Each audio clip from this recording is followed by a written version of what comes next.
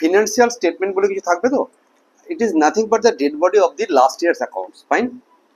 তাহলে আমার ফিনান্সিয়াল স্টেটমেন্টে কে কে থাকে? একজন থাকে, তার নাম হচ্ছে পিএল অ্যাকাউন্ট, রাইট? আর এটাকে বলে ব্যালেন্স শিট, সিম্পল। স্টেটমেন্টটা পিএল বলে, কোম্পানিগুলোতে কি বলে বল, জোরে বলবি কথা, নয়েজ ক্যান্সেলেশন, দামি জিনিস তো, এরকম হয়। তাহলে এই দুটোকে নিয়ে, এইগুলো থেকে আমাকে কিছু ইনফরমেশন আমাকে জেনারেট করতে হবে, গ্যাদার করতে হবে, অর ইনফরমেশন মানে কিছু ডিভাইস করতে হবে এমন করে, so that I can take a decision which can help you to take a decision. পাক্কা? তাহলে ডিসিশন মেকিং এর জন্য আমরা ফিনান্সিয়াল স্টেটমেন্টকে অ্যানালিসিস করি, রাইট? মনে কর ডাক্তার চাইছিল রক্তটাকে অ্যানালিসিস করবে, কত হিমোগ্লোবিন আছে, কত ওই আছে, কত তাই আছে, ডাক্তার তো আমি বলতে পারছি না। তাহলে কি হয়ে গেল, ওরা রক্তকে অ্যানালিসিস করে একটা ডিসিশনে আসতে চেষ্টা করছে। তাহলে ওরা যদি রক্ত অ্যানালিসিস করে, আমরা কি অ্যানালিসিস করি? জোরে জোরে বল, জোরে বলো। তাহলে ডাক্তাররা রক্ত অ্যানালিসিস করতে দেয়, আর আমরা কি অ্যানালিসিস করবো? Financial statement. পাক্কা? তো সেখানে কিভাবে আমরা এইটা করতে পারি, তার জন্য different tools and techniques use করা হচ্ছে। তার মধ্যে একটা হচ্ছে কম্পারেটিভ স্টেটমেন্ট। কম্পারেটিভ স্টেটমেন্ট এটাকে বলা হয়, এটাকে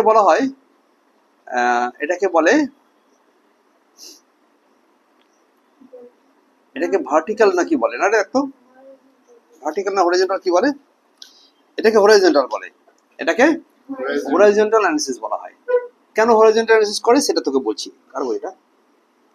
মনে কর এখানে ER1 আছে, আর এখানে আইটেমস গুলো আছে, যে আইটেমস আছে সেটা পিএল বা ব্যালেন্স শিটে আইটেমস গুলো এখানে আছে, রাইট? এবার ER1 এ আছে, ER2 তেও আছে, পাকা?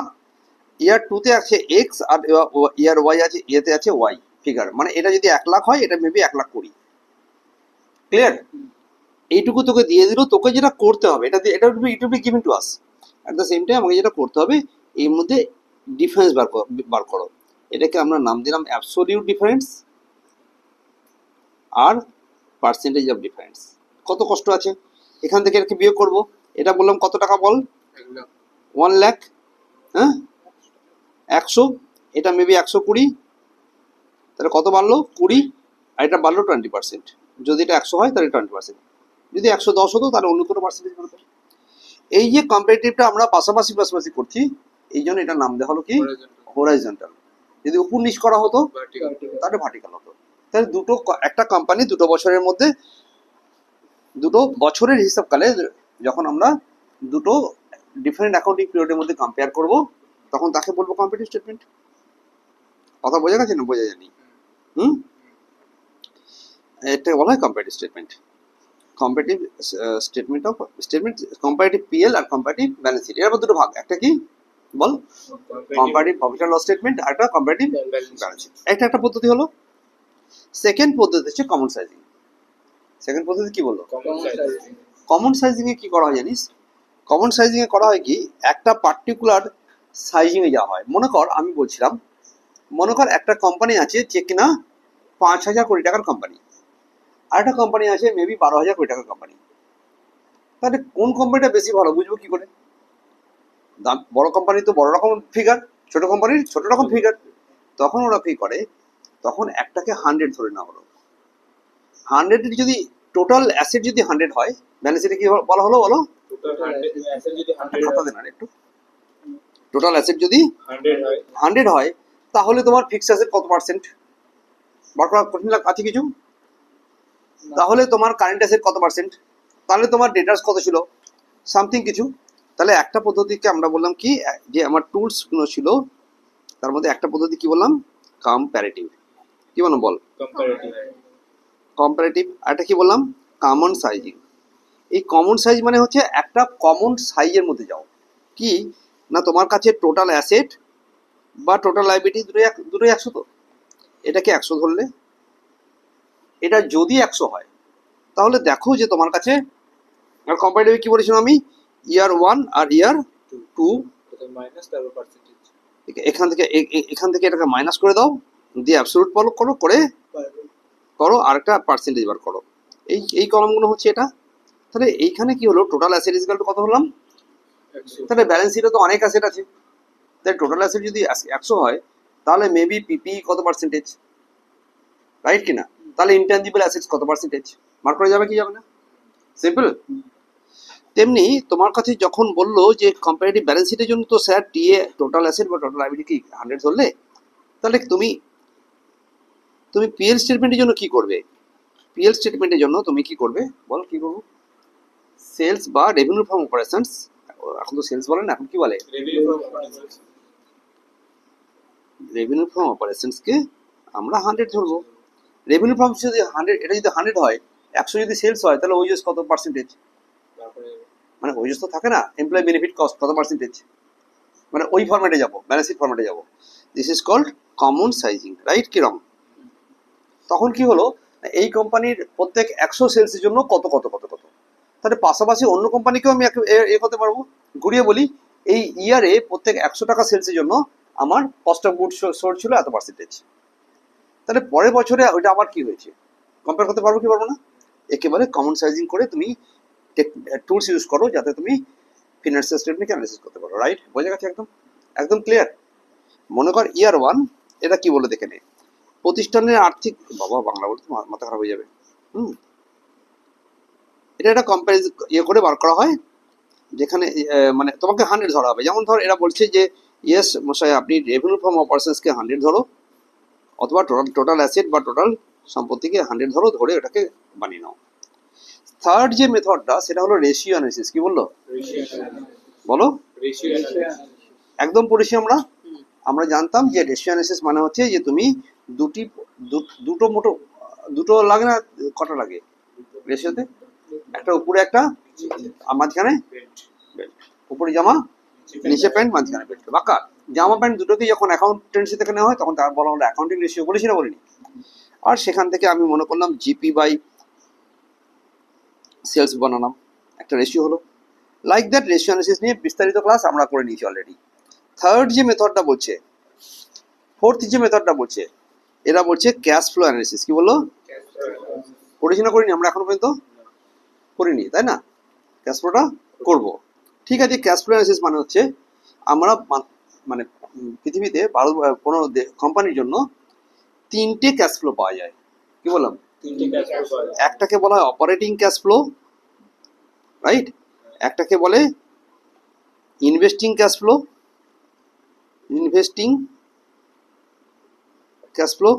আর একটাকে বলে financing cash flow, cash flow from financing activities. পুরো লাইনটা হচ্ছে কি, cash flow from operating activities, cash flow from investing activities, আর cash flow from financing activity.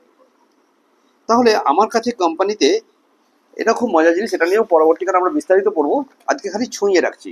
কি ছুঁয়ে রাখছি? ছুঁয়ে কি পাওয়া গেল না ভাই, এই ক্যাশ ফ্লো স্টেটমেন্টে কি করা হলো না, একটা কোম্পানিতে গত বছরের এবছরের ওপেনিং তারিখে আমার 100 কোটি টাকা ক্যাশ ছিল, ক্যাশ অ্যান্ড ক্যাশ ইকুইভ্যালেন্ট বলা হয়।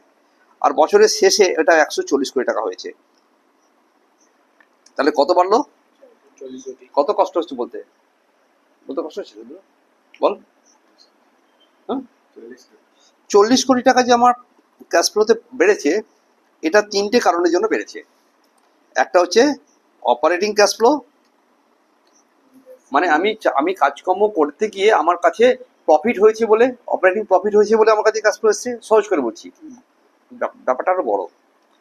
অথবা মনে কর আমি কোনো অ্যাসেট বিক্রি করেছি, টাকা এসছে, অথবা অ্যাসেট কিনেছি, টাকা চলে গেছে, ওটাকে বলা হলো investing cash flow, cash flow from investing activity. তাহলে কোম্পানির কটা অ্যাক্টিভিটি পাবে না এখন পর্যন্ত? Operating activity, investing activity. অথবা কোম্পানি ডিভিডেন্ড দেয়, কোম্পানি লোন নেয়, কোম্পানি শেয়ার ইস্যু করে, কোম্পানি, তাকে বলে ফিনান্সিং অ্যাক্টিভিটি। এই 3টে কারণের জন্য হয়। বিস্তারিত আলোচনা আমরা ক্যাশ ফ্লোর জন্য সেপারেট চ্যাপ্টার পড়বো। তাই রেশিওর জন্য সেপারেট চ্যাপ্টার পড়েছি, আর ক্যাশ ফ্লোর জন্য সেপারেট চ্যাপ্টার পড়বো। আর আপাতত আমরা কমন সাইজিং আর কম্পারেটিভ স্টেটমেন্টের উপরে এই চ্যাপ্টারটাকে কভার করবো, রাইট? তো দেখা যাক কি আছে। তাহলে বইটাতে দেখা যাক আর কি বলছে। একটাকে বলছে কনসেপ্ট অফ কম্পারেটিভ স্টেটমেন্ট, যেটা একটু আগে বলে দিয়েছি আমি কাকে বলে কম্পারেটিভ স্টেটমেন্ট। একটাকে হরাইজন্টাল অ্যানালিসিস বলে। কি বলে? আর যদি এমসিকিউতে কোশ্চেন করে তুমি কি বলবে? এটা হরাইজন্টাল অ্যানালিসিস। ও মা, এর আরেকটা নাম নাকি বলছে টাইম সিরিজ অ্যানালিসিস। ভালো কথা বলবে, টাইম সিরিজ অ্যানালিসিসও বলা হয় বলছে এটা। তো বলবে, আমি কি করবো আর, রাইট? তো এরা বলছে কিনা এর উদ্দেশ্যটা কি উদ্দেশ্য নিয়ে তুমি হঠাৎ করে কম্পিটিটর বানাতে যাবে। এক নম্বর হচ্ছে টু ইন্ডিকেট দ্য ট্রেন্ড, যে আমার কোম্পানিতে এই যে সেলসটা বাড়ছে, এখন বাড়তির দিকে আসে না, তাহলে কম্পেয়ার করলে আমি বাড়ছে না কমছে দেখছি। গত বছরে তোর ওজন ছিল 50 কেজি, এবারে 52 কেজি হয়েছে। ট্রেন্ড কোন দিকে বোঝা যাচ্ছে না? বোঝা যাচ্ছে না। আরেকজনের ওজন ছিল 50 কেজি, এখন কমে গিয়ে কত হয়েছে? 42 কেজি। বোঝা যাচ্ছে ভীষণ তাড়াতাড়ি কমছে, নিশ্চয়ই গন্ডগোল হচ্ছে পেটের। চলবে। Then to make the data simple and understandable, আমার কাছে ব্যালেন্স শিটে যে ডেটাগুলো আছে সেটাকে নিয়ে আমি কিছু বুঝতে চেষ্টা করছি। কথা বুঝেছো? You have to understand something from the data available in the PL and balance sheet. এটা কিসে সাহায্য করে? এটা বলছে ফোকাস্টিং এ সাহায্য করে, যে কামিং ডেজে কোন দিকে যাচ্ছে তা সেটা হেল্প করতে সাহায্য করে। মনে কর আমাদের দেখা গেল যে কম্পিটিভ স্টেটমেন্টে আমার একটা জিনিসের ওয়েজেসটা কমছে, তাহলে বুঝবো যে ভাই পরের বছরে ওয়েজেসটা কমতে পারে, অথবা সেলসটা বাড়ছে, তাহলে কি বোঝা গেল? To indicate the strong and weak points of the concern, to compare the industries overall performance with the industries overall performance. এই কটা পয়েন্টকে ফার্স্টে পড়ি, তারপর বল। এক নম্বর পয়েন্ট কি বলো? টু ইন্ডিকেট দ্য ট্রেন্ড, জোরে জোরে বলবে। Two indicate the trend. দু নম্বর বলছে two make the data simple and understandable, To make the data simple and understandable, to help in forecasting, to help in forecasting, to indicate the strong and weak points of the concern. to indicate the strong and the weak points of the concept. একদম clear? তারপরে কি বলছে, ইন্ডাস্ট্রিতে মনে করা যাক 20% রেটে sales বেড়েছে, আমাদের বেরোলো 12%, তাহলে আমরা ইন্ডাস্ট্রির তুলনায় পিছিয়ে আছি না কম আছি? ইন্ডাস্ট্রি কাকে বলে আর আমাদের কাকে বলে? মনে কর আমরা কার ইন্ডাস্ট্রির মধ্যে আছি। কার ইন্ডাস্ট্রি তোর? হ্যাঁ রাইট, এতক্ষণ পরে ঠিক বুঝছি, গাড়ি শিল্প। তাহলে গাড়ি কার ইন্ডাস্ট্রি স্যার, আইডিয়া বলো। আমি মনে কর আমার কাছে 4টে 5টা 6টা কোম্পানি নিয়ে একটা ইন্ডাস্ট্রি তৈরি হয়, সেখানে মারুতি কোম্পানি সে কত হারে সেলস বাড়াচ্ছে কিনা, সেই আলোচনাটা করতে গেলে কম্পিটিভ স্টেটমেন্ট হেল্প করে। ইন্ডাস্ট্রি অ্যাভারেজটা নেবো একবার আর আমাদেরটা বার করবো। এরা কি বলেছে রে, যদি তোমাকে বলা হয় যে কম্পারেটিভ স্টেটমেন্ট করো, তাহলে তোমার কাছে কম্পারেটিভ ব্যালেন্স শিট লাগতে পারে, কম্পারেটিভ পিএল হতে পারে, আর যদি কমন করো তাহলে কমন সাইজিং করি, তাহলে কমন সাইজিং এর জন্য আমার comparative common size balance sheet হতে পারে আর কমন সাইজ পিএল হতে পারে। রাইট? কিরম? এসব কম্পারেটিভ ব্যালেন্স শিটে কি জিনিস না, দুটো বছরের ব্যালেন্স শিট ফিগার নিয়ে যোগ বিয়োগ করে যেটা বার করা হয় সেটা কম্পারেটিভ ব্যালেন্স শিট। রাইট? পরের পয়েন্ট হচ্ছে যে এটা বলছে যে what are the advantages of comparative balance sheet. Advantage of balance শিটে যদি দেখা গেল যে এই আইটেমগুলোকে তুমি তুলনা করছো, তো সেই আইটেমগুলো সংক্রান্ত ব্যাপারে গল্পগুলো জানা যাবে। ব্যালেন্স শিটে কি সেলসের পার্থক্য দেখা যাবে? ব্যালেন্স শিট কিসে দেখা যাবে? অ্যাসেটের পার্থক্য। কোন বেশি পড়াশোনা করতে হয় দেখো তুমি, সম্পত্তি দায়গুলির মধ্যে যে হ্রাস বৃদ্ধি হয় সেটা দেখা যায়, যেটা কম বা বাড়ে, কাকে বলো? অ্যাসেট আর লায়াবিলিটির ক্ষেত্রে। এটা কি বললো? ভালো কথা। এক বছরের ব্যালেন্স শিটে শুধু ওই বছরের অবস্থা প্রকাশ করে, কিন্তু যখন তুমি তুলনা করে 2 বছরকে ব্যালেন্স শিট দেখবে এবং তার মাইনাস করে দেখবে, তাহলে ব্যালেন্স শিটে যে আমাদের যে আর্থিক অবস্থার পরিবর্তন হচ্ছে, ফিনান্সিয়াল স্টেট মানে স্টেট অফ ফিনান্সিয়াল পজিশন, সেটা যে চেঞ্জ হচ্ছে সেটা ধরা যায়। ব্যালেন্স শিটের কি সুবিধে বলছে। ক্লিয়ার? এটা নিয়ে আর বলতে চাইছি না। দেন আমরা এটাকে কি করে তৈরি করব তার জন্য এইসব পদ্ধতিগুলো একবারও পড়বে না। রাইট? এটা বোঝা গেছে? ভাই এই দেখ না, এই কলমে এই লিখবো, ওই কলমে ওই লিখবো, এসব তোমায় প্রশ্নই করবে না। It will not ask you in the paper. Right? তখন তোকে বলতে পারে যে একটা এরকম জিনিস বানিয়ে দাও, ব্যালেন্স শিট ফরম্যাট। তখন নর্মাল বুদ্ধি অনুযায়ী আমাকে এই ফরম্যাটটা মুখস্থ করতে হলো। সেখানে দেখলাম শেয়ার ক্যাপিটাল যেমন ব্যালেন্স শিট ফরম্যাট, এটা আমি আর এই ভিডিওতে এই ব্যালেন্স শিট ফরম্যাট নিয়ে বলতে চাইছি না, মনে থাকবে এটা দেখিয়ে রাখো। এবার এই ব্যালেন্স শিট ফরম্যাটে আমরা কি দেখলাম, একটা প্রিভিয়াস ইয়ার, একটা 2টো বছর দেওয়া হবে। এটা হচ্ছে 2024, এটা 2025। ভাই এ থেকে বি কে বিয়োগ করব। ওকে, 25 থেকে 24কে বিয়োগ করে দিলাম। আর তারপরে দেখলাম এই যে ফিগারটা পেলাম, একে লিখেছি অ্যাবসলিউট চেঞ্জ। একে আমি কি করব, এই যে ফিগারটা হলো, একে 24 সালের যে ফিগার আছে সেটা দিয়ে ভাগ করলে পার্সেন্টেজ বেরোবে। তো ওরা এখানে দেখিয়ে দিয়েছে এটা এ, এটা বি হলে C is equal to B minus A, আর এটা হচ্ছে C by A into 100। Clear? আর এই ফরম্যাট ফলো করে পড়বো। এক্সামে তোদের এমসিকিউ লেভেলে কি, এদের যেমন বড় লেভেলে আইসিএসসি তে কমপ্লিট লেভেলে আমরা করতে দেবে একদম শিওর। আর আমাদের কি দেবে, বললো তুমি বলো গত বছর যদি নন কারেন্ট ইনভেস্টমেন্ট এই টাকা ছিল, এবছর এই টাকা হয়েছে, তুমি বলো যে কম্পিউটার স্টেটমেন্ট অ্যাবসলিউট চেঞ্জ কত কত কত হলো আর পার্সেন্টেজ চেঞ্জ কত হলো, এই তো দেবে। আচ্ছা, এটা কি ক্লিয়ার? মেবি তখন ওরা আমাকে এরকম একটা ব্যালেন্স শিট দিয়ে বলেছে এটাকে কম্পেয়ার করে দাও। তখন আমার মনে হলো ছেলেখেলা টাইপের কোশ্চেন, কম্পেয়ার করার জন্য বিয়োগ করবো, এই জন্য কোন বেশি বুদ্ধি লাগে। 23 সালে ছিল কত? 10 লাখ। এখন কত হয়েছে? জোরে বল কত? 12 লাখ। তাহলে কত বাড়লো অ্যাবসলিউটলি? 2 লাখ। 2 লাখটা 10 লাখ বেশ, এটা হচ্ছে বেশি আর আগের বছরে ছিল বেশি আর। তাহলে 10 লাখে 2 লাখ বেরিয়েছে, তাহলে কত পার্সেন্ট হলো? এইটুকু করার জন্য এইখানে এরা বানিয়েছে, এই দেখ 2 লাখ দেখিয়েছে, দেখানোর পর এটা দেখিয়েছে। ক্লিয়ার না? ক্লিয়ার না? দেন ওরা একটা কম্পারেটিভ ব্যালেন্স শিটের পরে কম্পারেটিভ পিএল বানাবে। কম্পারেটিভ পিএল এর একটা ফরম্যাট দিয়ে দিয়েছে, আমি চ্যাপ্টার কভার করছি জাস্ট। সেই ফরম্যাটে 2 বছর থাকবে, বিয়োগ করবো করে পার্সেন্টেজ বার করবো, এবং এই ফরম্যাটের এই আইটেমগুলো তোদের মনে রাখার বিষয়। পিএল স্টেটমেন্টে কি থাকে? ফার্স্টে থাকে revenue from operations and other income, এটা আমি বলে দিই। এই হলো টোটাল ইনকাম, টোটাল রেভিনিউ। এবার খরচাগুলোর পার্টিকুলার কতগুলো ক্যাটাগরি দিয়ে দিয়েছে CO3 দিয়ে। 1 নম্বর ক্যাটাগরি হচ্ছে cost of raw material condition, পড়েছি না আমরা একবার, purchase of stock in trade. তারপরে changes in the inventory, inventory change হয়, ইনভেন্টরির মধ্যে কি কি থাকে? ফিনিশড গুডস, WIP, আর কি থাকে রে? র মেটেরিয়াল।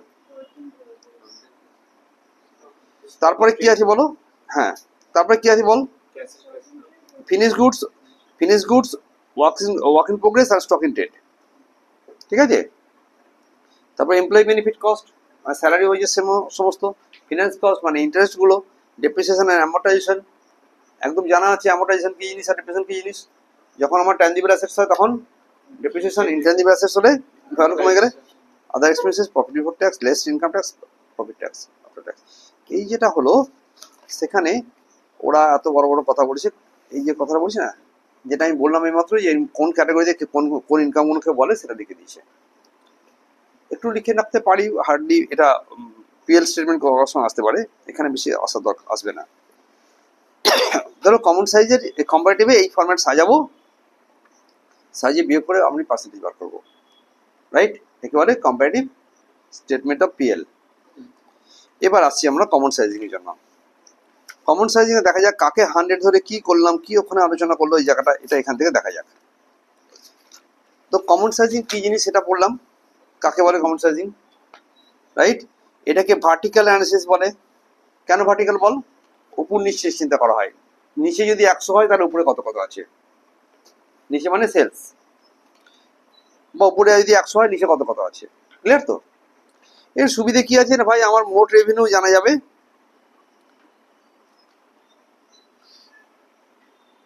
কমন সাইজিং এ রেভিনিউ পিএল থেকে এগুলো জানা যায়, ব্যালেন্স শিট গুলো জানা যায়। এইটা খুব ভালো লিখেছে, অন্তর প্রতিষ্ঠানগত তুলনা মানে ইন্টার কনসার্ন। আমার কোম্পানি কত করছে, কেমন করছে, আর আমার থেকে মেবি একটু বড় কোম্পানি বর্দা কত করছে। বর্দা সেলস যদি 100 হয় তাহলে বর্দার কস্ট অফ গুডস ছিল 65, আমি কিনা সেখানে 72 চলছি, তাহলে আমি কস্ট অফ গুডস রেসপেক্টে আমার খরচা বেশি হচ্ছে। 100 টাকা ইনকাম করতে গেলে আমি 72 টাকা খরচা করি, আর বর্দা কত করেছে। তাহলে দুটো কোম্পানির মধ্যে তুলনা করা যায়, যেটা কম্পারেটিভে করা যায় না। কমন সাইজিং কিন্তু দুটো কোম্পানিও করা যায়, আবার একটা কোম্পানিরও 2 বছর করা যায়। ক্লিয়ার কি ক্লিয়ার নয়? একটা কমন বেস ইউজ করা হয় এই সমস্ত কারণ। কমন সাইজিং ব্যালেন্স শিটের জন্য, কমন সাইজিং ব্যালেন্স শিটের জন্য কিভাবে করবে? তো ব্যালেন্স শিট করতে গেলে ব্যালেন্স শিট ফরম্যাট লাগবে না অন্য কিছু লাগবে? ফালতু কথা বলছিস কেন, সিম্পল আইডিয়া কেনা। আরে বিরিয়ানি খেতে গেলে বিরিয়ানি লাগবে না অন্য কিছু লাগবে? চলবে না? তো ব্যালেন্স শিটে আমি ফরম্যাট নিয়ে নিলাম, রাইট? তুমি জানিয়ে দিয়েছো ইন টার্মস অফ পার্সেন্টেজ, একটা কলম কি আছে বলো, বল? প্রিভিয়াস ইয়ারের পার্সেন্টেজ আর কারেন্ট ইয়ারের পার্সেন্টেজ। এখানে আর মাইনাস করবো না। এইটা যদি হয় মেবি মনে কর 10 লাখ টাকা, এখানে আছে 18 লাখ টাকা, রাইট? আর মনে কর আমার শেয়ার ক্যাপিটাল ছিল 5 লাখ টাকা, এখানে ছিল 6 লাখ টাকা। আমি বিয়োগ করে কিন্তু বার করবো না। এবার বলবো 10 লাখের মধ্যে আমার শেয়ার ক্যাপিটাল কত? 5 লাখ। তাহলে কত পার্সেন্টেজ এটা আমার 50%। তাহলে এটা যদি 100 হয় তাহলে এখানে 50% আছে। তাহলে আমি কি করলাম, 10 লাখকে 100 ধরলাম, তাহলে 5 লাখ কত, রাইট? এটা যদি 18 লাখ হয়, 18 লাখ হয়, সেখানে আমার শেয়ার ক্যাপিটাল হচ্ছে কত, 6 লাখ। কই মাইনাস করে কিন্তু আমি 1 লাখ চিন্তা করছি না, এবার চিন্তা করছি এটা হলো 33.33% হলো এই বছরের জন্য। ক্লিয়ার না? ক্লিয়ার না? এর গল্প নিয়ে আর বেশি কথা বলতে পারবো না, ফালতু ভিডিও বড় করলাম নেই, রাইট? এদিকে এসো, ব্যালেন্স শিটে এরকম ভাবে ওরা করছে কমন সাইজিং। আমি বইটাকে একটু ফলো করছি জাস্ট। কমন সাইজিং আর ব্যালেন্স শিটে আরো অঙ্ক দিয়েছে। ক্লিয়ার? এটা এই একটা অঙ্ককে এখানে করা গেল যে এই হলো অঙ্কটা যেখানে ওরা পার্সেন্টেজ বানিয়েছে। দেখেন এখানে কি করে করেছে, আমি যেমন এক্সাম্পল দিলাম, তোরা আমাকে এদিকে দেখ। মনে কর 35 লাখ সমান হচ্ছে 100 টাকা, 100, তাহলে 16 লাখ কত হবে? তাহলে 16 লাখ বাই 35 লাখ ইন্টু 100 করলে উত্তর এসছে। ঠিক আছে না? না আছে? হ্যাঁ নাকি বুঝলাম না? কে কে বুঝে নিলে? সবাই বুঝেছিস? কোনো অসুবিধা করার জন্য কি কি বলুন, বলো। এটা মানে কত? যদি 35 লাখ ইজিক্যাল টু 100 হয়, যদি 35 লাখ ইজিক্যাল টু 100 হয়, তাহলে বল আমাকে 16 লাখ ইজিক্যাল টু কত হবে? বার করা যাবে না যাবে এটা? বল 16 লাখ ইজিক্যাল টু কত হবে? এই তো এই ছিল প্রশ্নটা তো। তাহলে কত হয় বল বল 16 বাই 35 by 100 আনসার বেরিয়ে গেল। এটা এইভাবে সব কটা আইটেম করবো।